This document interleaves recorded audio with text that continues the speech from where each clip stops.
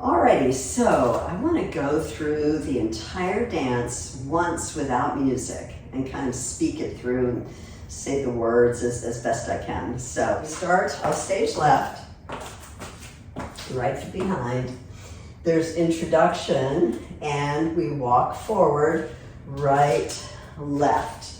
And your weight is on your front leg and your legs or thighs are together, knees are together. So most of your weight is on your front leg. And then your arms come up and over. There's a piece I've come to know.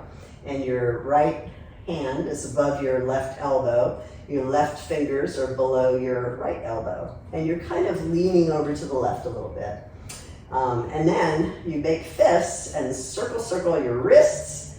And then right fist goes to the heart. Right fist comes to the to the stomach.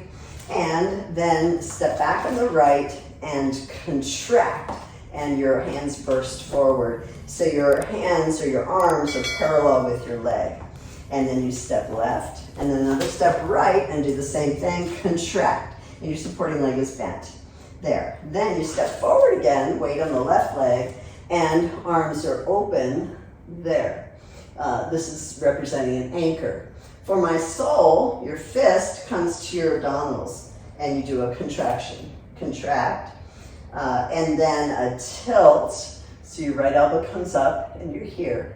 And then say, your hand comes through your mouth for say it as well, and you take 2 steps, right, left. And then preparation is step right, a little glissade, a little jump, and your feet come together in first position.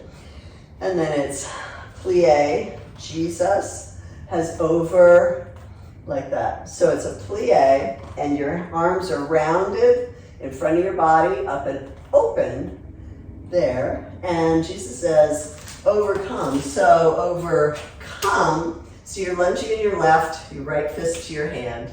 And open, you're making a cross, feet are together. And then